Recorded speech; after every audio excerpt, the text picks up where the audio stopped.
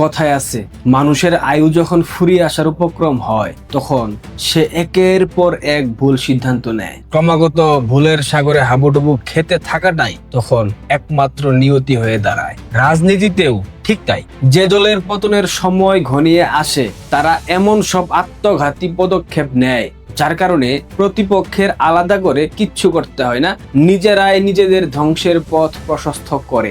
একটা রাজনৈতিক দল কতটা পথ হারালে আর কতটা দিশাহারা হলে ব্যাক টু ব্যাক রাজনৈতিক ভুল সিদ্ধান্ত নিতে পারে সেটা এখন চোখের সামনে পরিষ্কার। অবশ্য যে নেতার সহকারী বিকাশ রাশেদ, উপদেষ্টা কষা জায়েদুর রহমান, সেই নেতা যে পদে পদে ভুল করবে এবং দলকে ধ্বংসের মুখে ঠেলে দেবে, এটা একেবারে সামান্য অঙ্ক, খুবই সিম্পল বিষয়। গতকাল বিএনপি যেটা করেছে এর খেসারত তাদেরকে দীর্ঘমেয়াদে দিতে হবে। একদম লিখে রাখতে পারেন, বিএনপি তাদের রাজনৈতিক আয়ু নিজেরাই কমিয়ে আনছে। বাংলাদেশের সাংস্কৃতিক সফট পাওয়ারের উপর হাত দিয়ে নিজেদের দেউলিয়ত্ব প্রকাশ করে দিয়েছে বিএনপি। গতকাল রাষ্ট্র সংলাপ ফোরাম নামক একটা ভুইফুর সংস্থা আন্তর্জাতিক অপরাধ ট্রাইব্যুনালে বাংলাদেশের সাংস্কৃতিক অঙ্গনের 28 জন ব্যক্তির বিরুদ্ধে অভিযোগ জমা দিয়েছে। এই রাষ্ট্র সংলাপ ফোরাম কি খায় নাকি মাথায় দেয়? এই রাষ্ট্র সংলাপ ফোরাম কারা পরিচালনা করে জানেন? এই সংস্থাটি বিএনপি এবং জামায়াত ইসলামী সম্মিলিতভাবে পরিচালনা করে। তাদের কেন্দ্রীয় সদস্য উগ্রপন্থী একটা বিকৃত মানসিকতার রোগী নূর মোহাম্মদ আয়াস।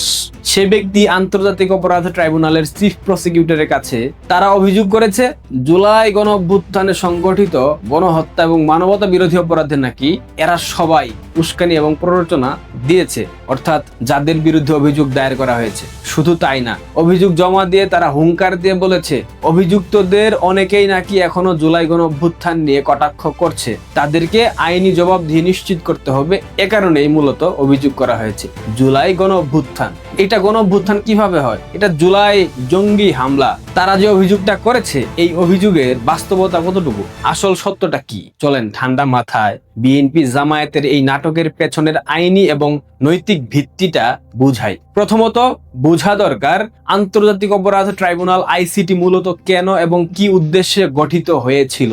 এই ট্রাইব্যুনাল গঠিত হয়েছিল 1971 সালের চিহ্নিত যুদ্ধাপরাধীদের বিচার সুনিশ্চিত করার জন্য। বড় বড় মানবতা বিরোধী অপরাধ, গণহত্যা এবং রাষ্ট্রের বিরুদ্ধে সংগঠিত অপরাধগুলোর বিচার করাই ছিল এই ট্রাইব্যুনালের মূল স্পিরিট। জুলাই জঙ্গি আন্দোলনে সরাসরি সাধারণ মানুষের উপর কারা গুলি চালিয়েছিল, ছাত্র জনতাকে স্নাইপার রাইফেল 7.62 বুলেট ব্যবহার করে কারা হত্যা করেছিল, সঠিক তদন্তের মাধ্যমে তাদের বিচারের জন্য কোনো আইনি পদক্ষেপ নিলে অবশ্যই এই ট্রাইব্যুনাল গ্রহণযোগ্য হতে পারত। কিন্তু ট্রাইব্যুনালকে রাজনৈতিক স্বার্থে ব্যবহার করতে গিয়ে বিএনপি যা করছে এইটার জন্য ভবিষ্যতে বিএনপিকে অনেক পস্তাতে হবে। সাংস্কৃতিক জগতের যাদের নাম এই অভিযোগে ঢুকিয়ে দেওয়া হয়েছে তারা কি যুদ্ধাপরাধী? তারা কি 1971 সালে রাজাকার? তারা কি আমার মা বোনদেরকে ছিল, মুক্তিযোদ্ধাদেরকে হত্যা করেছিল? নাকি তারা অস্ত্র হাতে সাধারণ মানুষকে জুলাই জঙ্গি অভ্যুত্থানের সময় গুলি করেছে? না, একটা যুদ্ধাপরাধ ও গণহত্যার বিচারিক সংস্থাকে গায়ক গায়িকা, নায়ক নায়িকা, অভিনেতা অভিনেত্রীদের ব্যক্তিগত রাজনৈতিক ক্ষোভ মেটানোর জন্য মঞ্চ বানিয়ে ফেলা ট্রাইব্যুনালের প্রতি চরম অবমাননা নয় কি?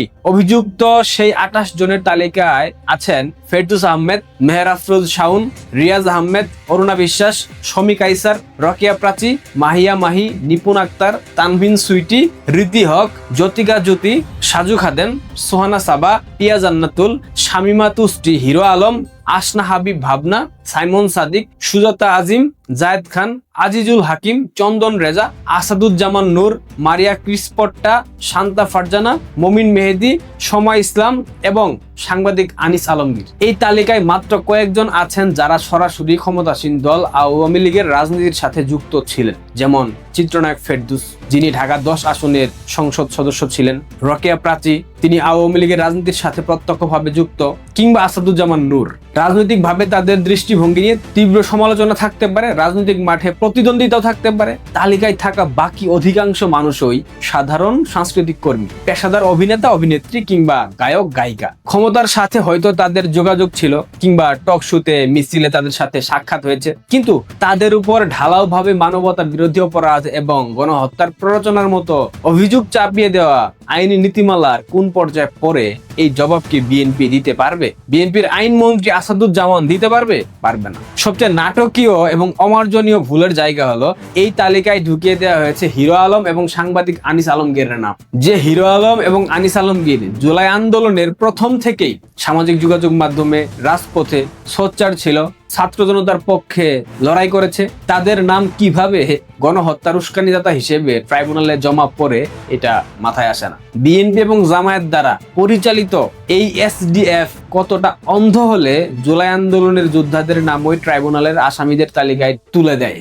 এটা কি শুধু ভুল না, এইটা স্পষ্টতই প্রতিহিংসা এবং রাজনৈতিক তামাশা যেটা করছে জামায়াত এবং বিএনপি। সাংস্কৃতিক জগতের এই সফট পাওয়ার সম্পর্কে বিএনপির দূরদর্শিতা শূন্য।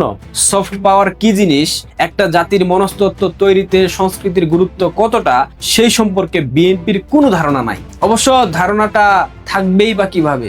যেই দলের প্রধানমন্ত্রী ইন্টার পাস আর যে দলে অতীতে রাজনীতি করেছে ময়ূরী, পলি, মেহেদি কিংবা শিবা শানুর মতো থার্ড ক্লাস অভিনেতা অভিনেত্রীরা, তাদের প্রধান পরিচিতি ছিল অশ্লীল এবং সস্তা বিনোদন। তারা সংস্কৃতির সফট পাওয়ার সম্পর্কে কিভাবে বুঝবে? তারা তো সংস্কৃতি বলতে এটাই বুঝে অশ্লীল গানে নাচানাচি করো। সাংস্কৃতিক ব্যক্তিত্ব আসাদুজ্জামান নূরকে দেখুন, যিনি দেশের একজন স্বনামধন্য নাট্যজন, তাকে এখনো জেলে পুরে রাখা হয়েছে এবং একের পর এক মিথ্যা মামলা তার বিরুদ্ধে দেওয়া হচ্ছে। শিল্প এবং সাংস্কৃতিক জগৎকে এভাবে আক্রমণ করে এবং অপমান করে বিএনপি আসলে কি অর্জন করতে চাইছে? বিশ্বের ইতিহাসে কোন রাজনৈতিক দল শিল্প, সাহিত্য এবং সংস্কৃতিকে স্থায়ী প্রতিপক্ষ বানিয়ে কখনোই টিকতে পারেনি। যখন আপনি দেশের সাংস্কৃতিক অঙ্গনকে শত্রু বানিয়ে ফেলবেন, বুদ্ধিজীবী এবং শিল্পীদের নির্বিচারে ট্রাইব্যুনালের কাঠগড়ায় দাঁড় করাবেন, তখন আপনি পুরো সমাজের চোখে একজন সংস্কৃতি বিরোধী এবং দাম্ভিক শক্তিতে পরিণত হবেন, যেটা বিএনপি হয়ে গেছে। প্রতিহিংসা থেকে আত্মঘাতী কাজগুলো বিএনপি ক্রমাগত একের পর এক করে যাচ্ছে এবং নিখুঁতভাবে নিজেদের মরণ ডেকে আনছে। সফট পাওয়ারের শক্তিকে তুচ্ছজ্ঞান করে এভাবে তাদের বিরুদ্ধে যুদ্ধ ঘোষণা করাটা বিএনপিকে ধ্বংসের শেষ প্রান্তে নিয়ে যাবে। বিএনপি এবং তারেক রহমান হয়তো মনে করতে পারেন তারা ক্ষমতায় চিরকাল থাকবেন। ভুলের উপর ভুল করতে থাকা দলগুলো ক্ষমতার চূড়ায় উঠলেও সময়ের সাথে শূন্যে মিলিয়ে যায় জনাব তারেক রহমান। আর এবার যদি বিএনপি রাজনৈতিক ভুল সিদ্ধান্তের কারণে পড়ে যায়, তবে বাংলাদেশের রাজনীতি থেকে তারা চিরতরে নিশ্চিহ্ন হয়ে যাবে। তাদের ঘুরে দাঁড়ানোর আর কোনো সুযোগ থাকবে না।